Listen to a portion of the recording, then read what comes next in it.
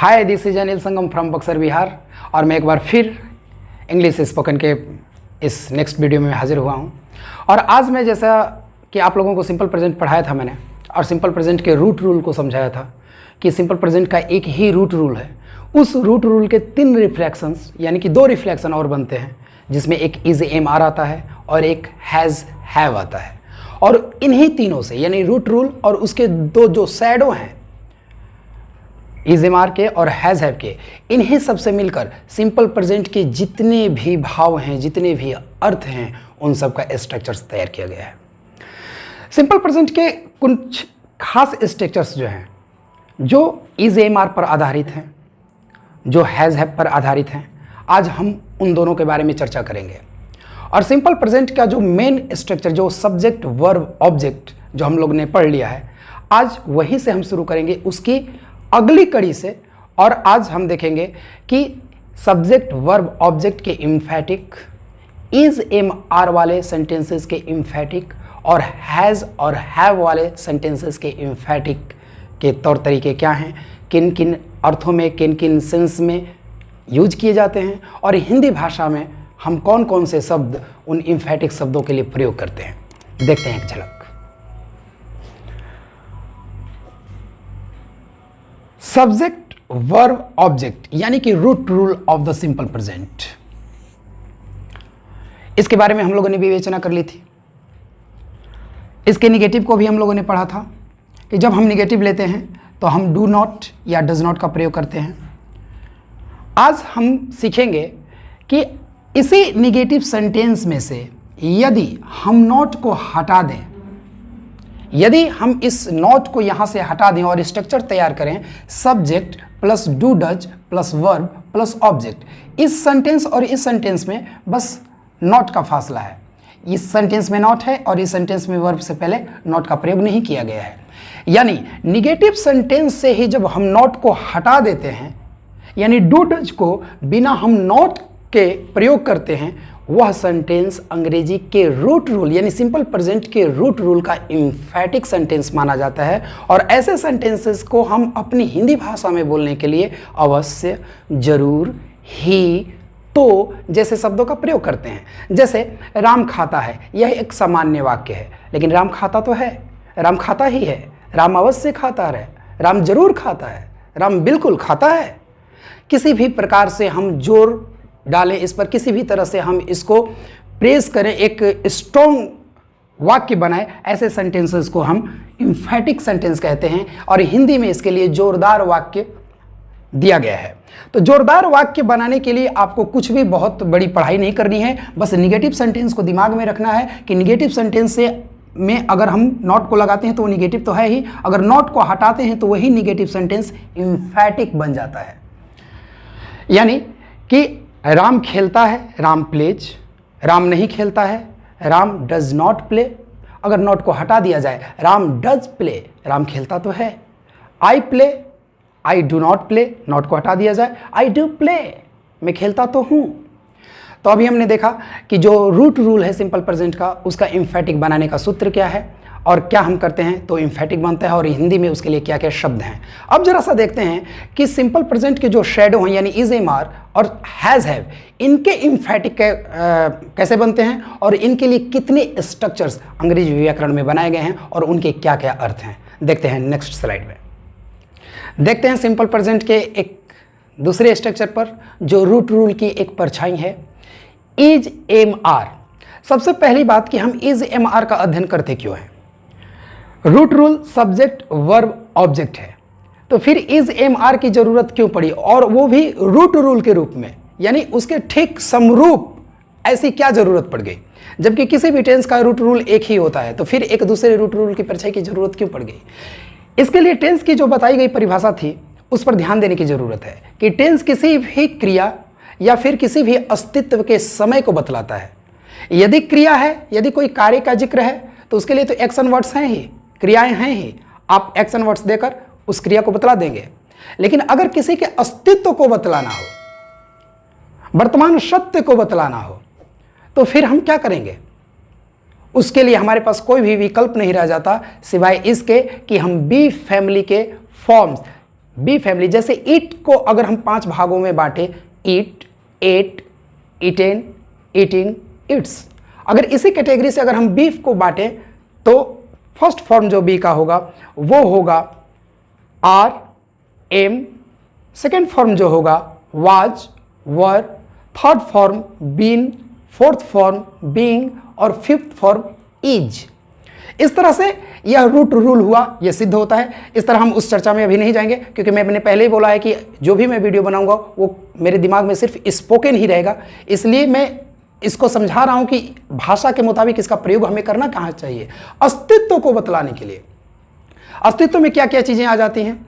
अस्तित्व में आ जाती हैं किसी भी व्यक्ति का गुण, दोष, किसी भी वस्तु का स्थायी ठिकाना, कोई भी पद, ये सारी चीजें अस्तित्व के अंतर्गत आती हैं। और यह सारी चीजें या तो नाउन होती हैं, प्रोनाउन होती हैं, या फिर एडजेक्टिव होती हैं, और कभी कभी हम एडवर्ब का भी प्रयोग बी फैमिली के लिए करते हैं। तो हम देख सकते हैं कि किसी भी अस्तित्व पद को बताने के लिए, सामान्य सत्य को बताने के लिए हमें इज, एम, आर यानी अस्तित्व बी का मतलब ही होता है होना।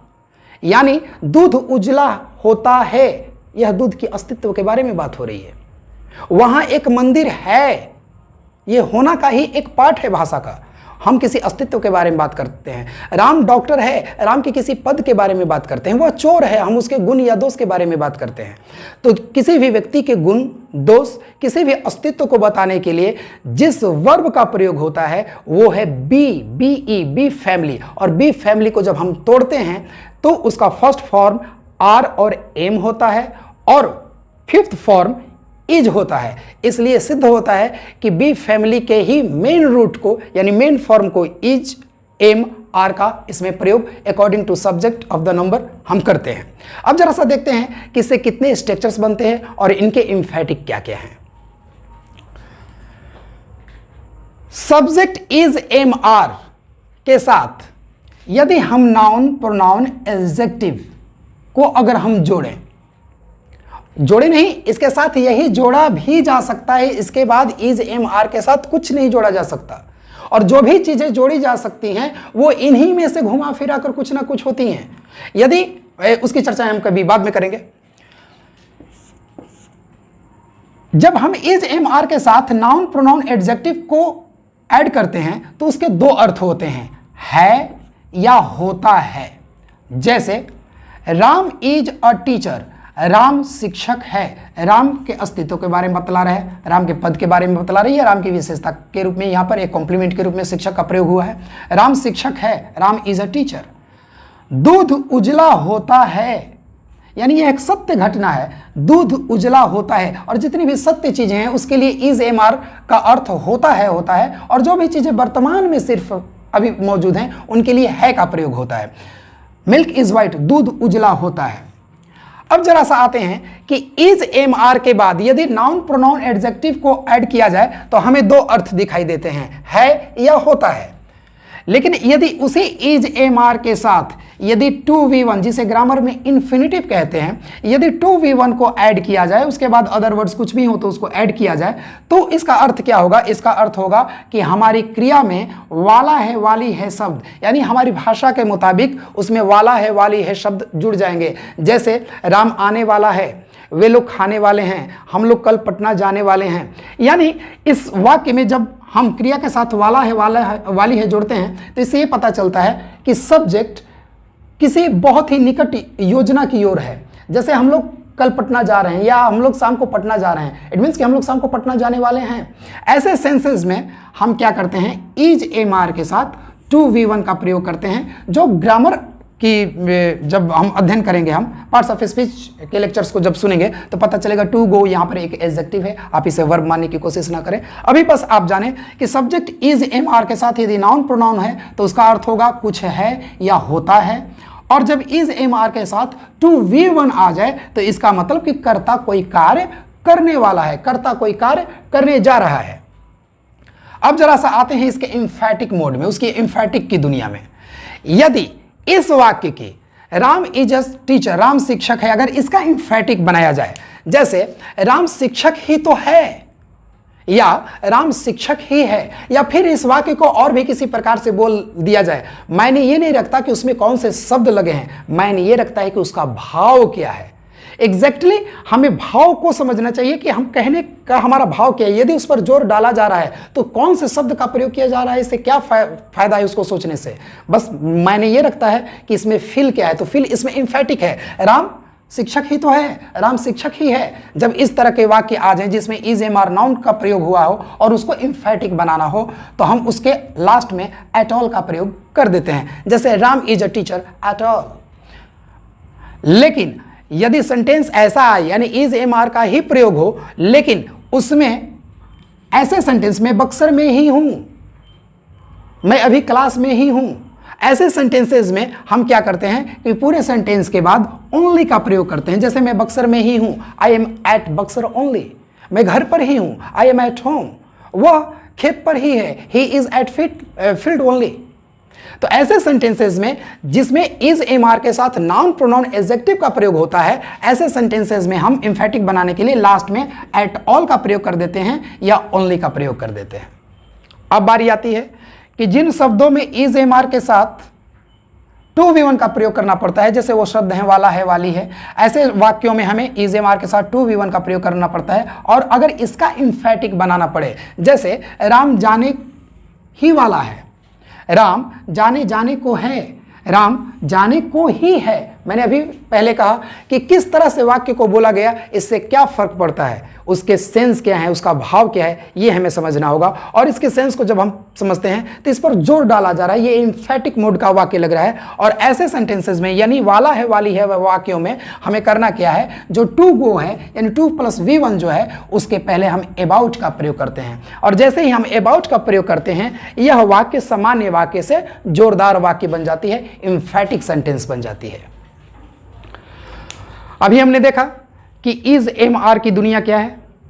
ऐसा नहीं कि इज एम आर पे अभी स्ट्रक्चर्स नहीं है, इज एम आर पे और भी स्ट्रक्चर्स हैं, लेकिन इज एम आर के साथ अभी हमने जान लिया कि इज एम आर के साथ क्या प्रयोग होता है। इज एम आर के साथ नाउन का प्रयोग किया जाता है, प्रोनाउन का प्रयोग किया जाता है, एडजेक्टिव का प्रयोग किया जाता है, और कभी कभी प्लेस वगैरह के लिए एडवर्ब का भी प्रयोग किया जा सकता है।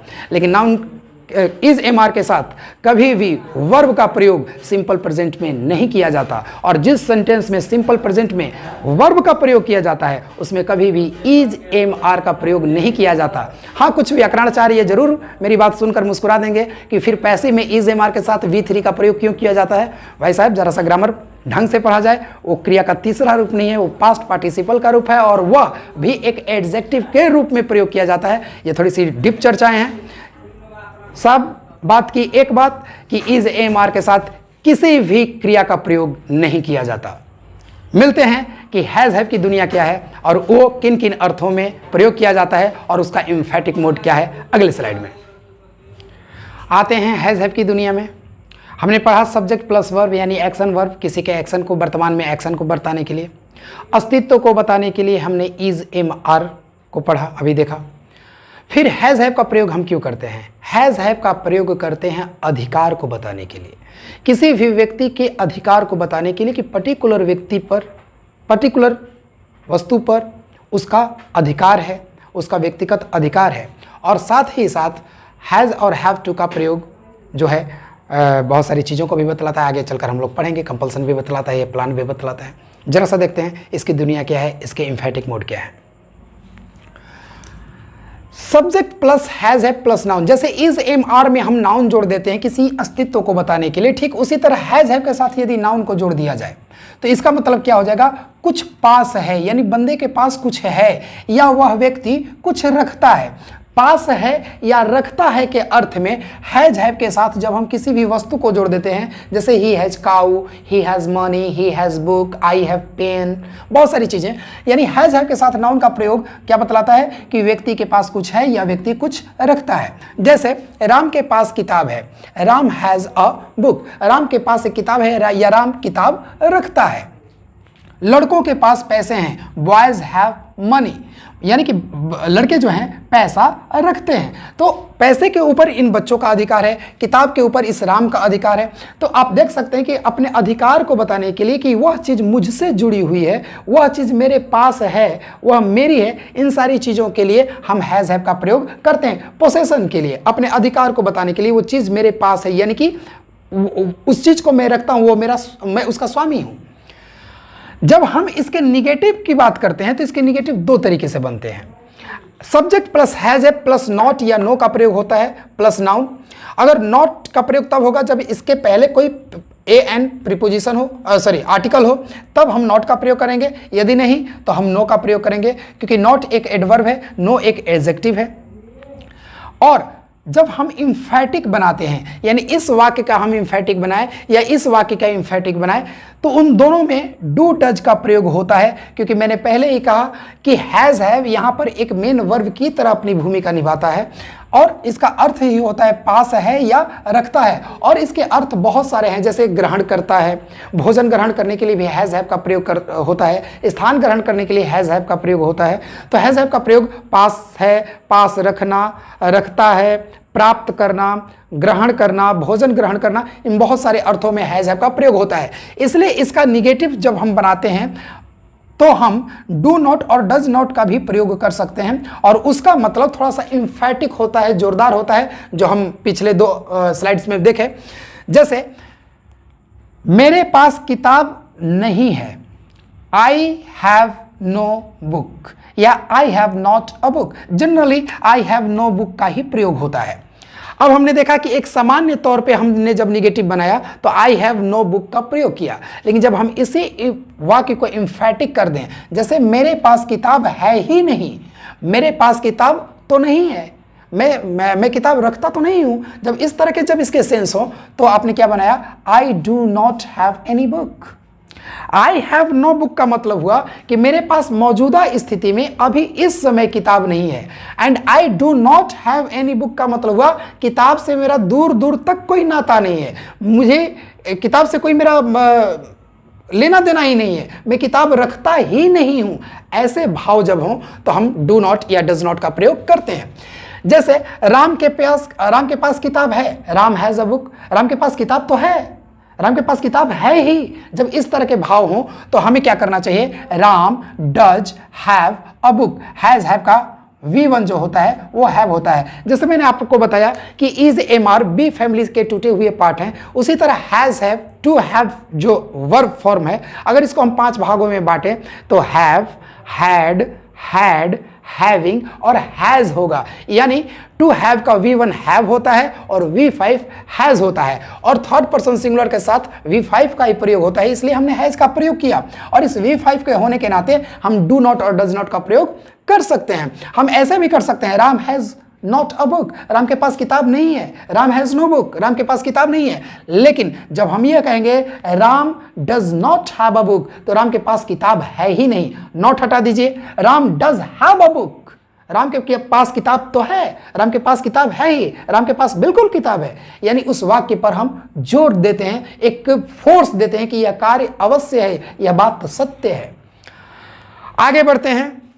जब नाउन को हटाकर जब इसी हैज हैव के साथ हम टू प्लस V1 का प्रयोग करते हैं, जैसे हमने इज एम आर में 2V1 का प्रयोग किया तो वाला है, वाली है अर्थ निकला। उसी तरह यदि हम हैज हैव के साथ 2V1 का प्रयोग करें तो उसका अर्थ ना है, नी है, ने है, या पढ़ता है, पढ़ती है अर्थ होता है। जैसे मुझे जाना है या मुझे जाना पड़ता है, हम क्या किए, हैज हैव की जगह नाउन को हटाकर हमने 2V1 का प्रयोग किया, आई हैव टू गो, मुझे जाना है। अब आई हैव टू गो के 2 अर्थ होंगे, मुझे जाना है और मुझे जाना पड़ता है, लेकिन दोनों के स्वभाव में और दोनों के भाव में बड़ा अंतर है।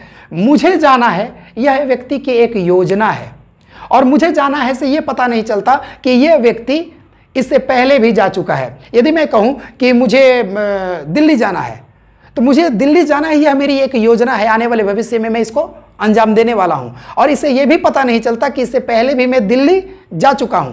लेकिन इस वाक्य को अगर देखा जाए, मुझे दिल्ली जाना पड़ता है, तो यह मेरा प्लान नहीं, ये मेरी मजबूरी दर्शाई जा रही है, ये मेरा कंपल्सन है। और इस वाक्य से यह भी पता चलता है कि इससे पहले कई बार मैं दिल्ली जा चुका हूं।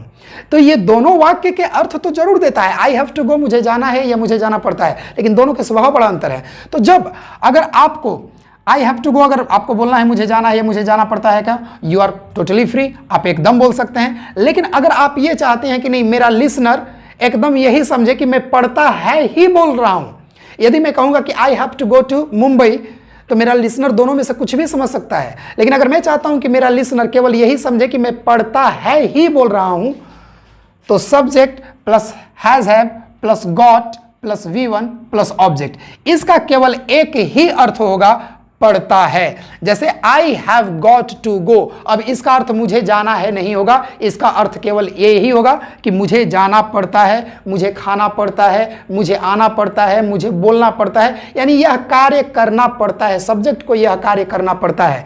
लेकिन आई हैव टू गो का दोनों अर्थ निकाला जा सकता है, सब्जेक्ट को कार्य करना है और सब्जेक्ट को कार्य करना पड़ता है। बट अगर गॉट लग जाए तो केवल एक अर्थ निकाला जाएगा, पड़ता है। अब आते हैं अगर इस वाक्य का भी इंफेटिक बनाए, तो ऑलरेडी हम यहां पर जान चुके हैं कि हैज हैव एक वर्ब के रूप में यूज होता है और वर्ब की इंफेटिक की जिम्मेदारी डू डज के ऊपर है। डू डज लगाकर हम इंफेटिक बनाते हैं, यानी इस सेंटेंस में भी हमें डू डज लगाना होगा जब हम इसका इंफेटिक बनाएंगे।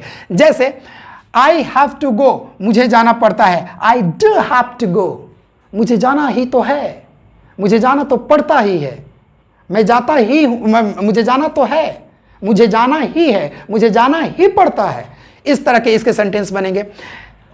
जैसे राम हैज टू पे फी, राम को फी पे करना पड़ता है, फी देना पड़ता है। राम डज हैव टू पे द फी, राम को फी देना ही पड़ता है, राम को फी देना ही है। इस तरह के इंफेटिक भाव में हम डू डज का प्रयोग करते हैं।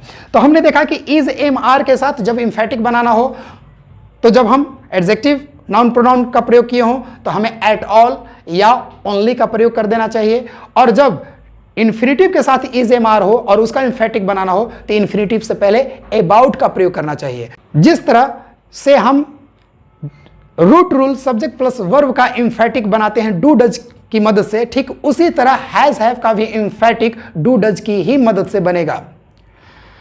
आशा करता हूं कि यह वीडियो आपको काफी हद तक मदद करेगी।